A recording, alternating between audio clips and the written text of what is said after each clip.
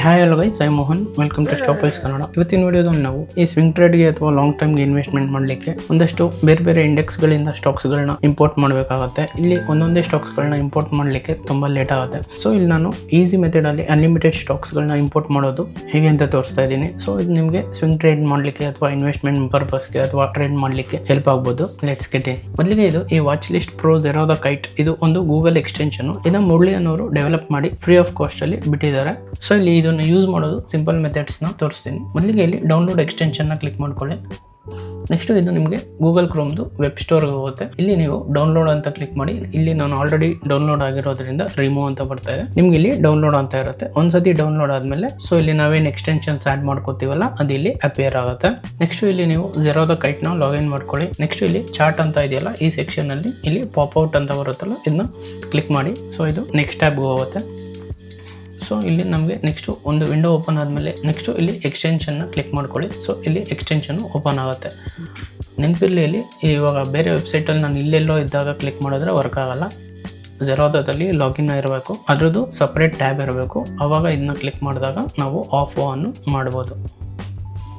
ಇವಾಗ ನಾನಿಲ್ಲಿ ಈಸಿಯಾಗಿ ನಾನಿಲ್ಲಿ ಈಸಿಯಾಗಿ ಸ್ಪ್ಲಿಟ್ ಮಾಡ್ಕೋಬೋದು. ನಿಫ್ಟಿ, ಬ್ಯಾಂಕ್ ನಿಫ್ಟಿ ಈ ರೀತಿ, ಅಥವಾ ಇಂಡಿವಿಜುವಲ್ ಸ್ಟಾಕ್ಸ್ಗಳನ್ನ ಒಂದೇ ಸರಿ ಆ್ಯಡ್ ಮಾಡ್ಬೋದು.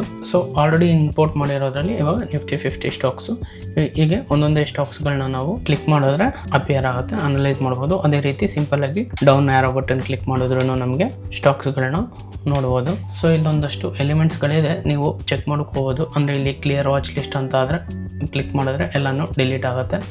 ಅದೇ ರೀತಿ ನಾವು ಇದನ್ನ ಎಕ್ಸ್ಪೋರ್ಟ್ ಮಾಡಿ ಇಟ್ಕೊಂಡ್ರು ಒಂದು ಸೈಡು ಯಾವಾಗ ಬೇಕಾದ್ರೂ ಇಂಪೋರ್ಟ್ ಮಾಡ್ಕೋಬೋದು. ಸೊ ಈ ರೀತಿ ನಮಗೆ ಬೇಕಾಗಿರೋದು Nifty 100 stocks, Nifty mid cap stocks, ಅಥವಾ ನಿಫ್ಟಿ 200 ಸ್ಟಾಕ್ಸು, ಈ ರೀತಿ ಸ್ಟಾಕ್ಸ್ಗಳನ್ನ ಈಸಿಯಾಗಿ ಇಂಪೋರ್ಟ್ ಮಾಡ್ಕೋಬೋದು. ಇವಾಗ ಇಲ್ಲಿ ನಾನು ನಿಮಗೆ ಒಂದು ಎಕ್ಸಾಂಪಲ್ ಆಗಿ ಒಂದು ಕಂಪ್ಲೀಟ್ ಬೇರೆದು ಇಂಡೆಕ್ಸ್ ಸ್ಟಾಕ್ಸ್ನ ಇಂಪೋರ್ಟ್ ಮಾಡೋದು ಹೇಗೆ ಅಂತ ತೋರಿಸ್ತೀನಿ. ಇಲ್ಲಿ ನಾವು ಕ್ರಿಯೇಟ್ ನ್ಯೂ ವಾಚ್ ಲಿಸ್ಟ್ ಅಂತ ಬರೋಣ. ಇಲ್ಲಿ ಎಕ್ಸ್ಟೆನ್ಷನ್ನ ಡೌನ್ಲೋಡ್ ಮಾಡಲಿಕ್ಕಿಂತ ಮುಂಚೆ ಇಲ್ಲಿ ಒಂದು ಲಿಂಕ್ ಇರುತ್ತಲ್ಲ, ಇದನ್ನು ಕ್ಲಿಕ್ ಮಾಡಿ. ಸೊ ಇದರಲ್ಲಿ ಆಲ್ರೆಡಿ ಇಲ್ಲಿ ನೋಡ್ಬೋದು ಇದ್ರದ್ದು ಫೀಚರ್ಸು. ಒಂದು ಅನ್ಲಿಮಿಟೆಡ್ ವಾಚ್ ಲಿಸ್ಟ್ ಹಾಕೋಬೋದು. ಒಂದು ವಾಚ್ ಲಿಸ್ಟಲ್ಲಿ ಅಪ್ ಟು 1000 ಸ್ಟಾಕ್ಸ್ನ ಆ್ಯಡ್ ಮಾಡ್ಬೋದು. ಬಲ್ಕಾಗಿ ಇಂಪೋರ್ಟ್ ಮಾಡ್ಬೋದು. 40 ಪ್ರೀಮೇಡ್ ವಾಚ್ ಲಿಸ್ಟು ಆ್ಯಂಡ್ ಕಲರ್ಸ್ನು ಟ್ಯಾಗ್ ಮಾಡ್ಕೋಬೋದು. ಸೊ ಇಲ್ಲಿ ನಾವು 40 ಪ್ರೀಮೇಡ್ ವಾಚ್ ಲಿಸ್ಟ್ ಅಂದರೆ ಆಲ್ರೆಡಿ ಇಲ್ಲಿ ಒಂದಷ್ಟು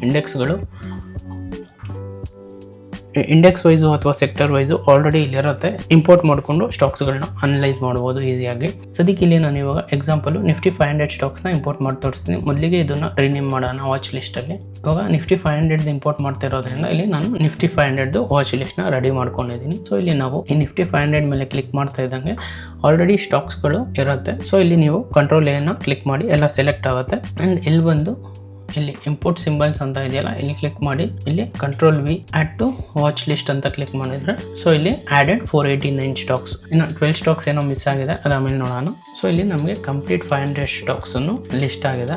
ಸೊ ಇಲ್ಲಿ ನಾವು ಈಸಿಯಾಗಿ ಒಂದೊಂದೇ ಸ್ಟಾಕ್ಸ್ನ ಸ್ವಿಂಗ್ ಟ್ರೇಡ್ ಆಗಿರ್ಬೋದು ಅಥವಾ ಲಾಂಗ್ ಟರ್ಮ್ ಇನ್ವೆಸ್ಟ್ಮೆಂಟ್ಗೆ ಪ್ರಾಪರ್ ಪ್ರೈಸ್ ಆಕ್ಷನ್ನ, ಡಿಮ್ಯಾಂಡ್ ಝೋನ್ಗಳನ್ನ ನೋಡಿಕೊಂಡು ನಾವು ಬೈನ ಮಾಡ್ಬೋದು. ಆ್ಯಂಡ್ ಇಲ್ಲಿ ನಮ್ಗೆ ಯಾವುದಾದ್ರೂ ಸ್ಟಾಕ್ಸ್ಗಳು ಬೈಯಿಂಗ್ ಝೋನಲ್ಲಿ ಇದ್ರೆ ನಾನು ಇದನ್ನು ಆ್ಯಡ್ ಮಾಡ್ಕೋಬೋದು. ನೋಡಿ, ಇವಾಗ ಯಾವುದಾದ್ರೂ ಒಂದಷ್ಟು ಸ್ಟಾಕ್ಸ್ಗಳು ಬೈ ಝೋನಲ್ಲಿದ್ದರೆ ನಾನು ಇದನ್ನು ಆ್ಯಡ್ ಮಾಡ್ಕೋಬೋದು. ಸೊ ಇಲ್ಲಿ ಕ್ಲಿಕ್ ಮಾಡಿದ್ರೆ ಇಲ್ಲಿ ಟ್ಯಾಕ್ಸ್ನ ನಾನು ಗ್ರೀನ್ ಕ್ಲಿಕ್ ಮಾಡಿದ್ರೆ ಇಲ್ಲಿ ಯಾವ್ಯಾವ ಸ್ಟಾಕ್ಸ್ಗಳು ನಾವು ಸೆಲೆಕ್ಟ್ ಮಾಡ್ಕೊಂಡಿದ್ವಿ ಅದು ಇಲ್ಲಿರುತ್ತೆ. ಇವಾಗ ಅದೇ ರೀತಿ ಯಾವುದಾದ್ರೂ ನಮಗೆ ಸ್ಟಾಕ್ಸ್ಗಳು ಸೆಲ್ಲಿಂಗಲ್ಲಿದ್ದರೆ, ಇವಾಗ ಯಾವುದಾದ್ರೂ ಒಂದಷ್ಟು ಸ್ಟಾಕ್ಸ್ಗಳು ಎಕ್ಸಾಂಪಲ್ ಸಪ್ಲೈ ಝೋನಲ್ಲಿರುತ್ತೆ ಅಂದ್ಕೊಳ್ಳೋಣ. ಸೊ ಆ ಥರ ಸ್ಟಾಕ್ನ ನಾವು ಇಲ್ಲಿ ರೆಡ್ಡಲ್ಲಿ ರೆಡ್ಡಲ್ಲಿ ಮಾರ್ಕ್ ಮಾಡಿಕೊಂಡು ಸೊ ನಾವು ಆ ಸ್ಟಾಕ್ಸ್ನ ಸೆಲ್ಲಿಂಗ್ ಆಪ್ಷನ್ ಆಗಿ ಇಟ್ಕೋಬೋದು. ಸೊ ಈ ರೀತಿ ಸ್ಟಾಕ್ಸ್ಗಳನ್ನ ಸಿಂಪಲ್ ಆಗಿ ಇಂಪೋರ್ಟ್ ಮಾಡಿಕೊಂಡು ಅನಲೈಸ್ ಮಾಡ್ಬೋದು. ಇನ್ನು ಈ ವಿಡಿಯೋ ಇಷ್ಟ ಆಗಿದ್ರೆ ಲೈಕ್ ಮಾಡಿ, ಶೇರ್ ಮಾಡಿ ಆ್ಯಂಡ್ ಸಬ್ಸ್ಕ್ರೈಬ್ ಮಾಡಿ. Thank you so much.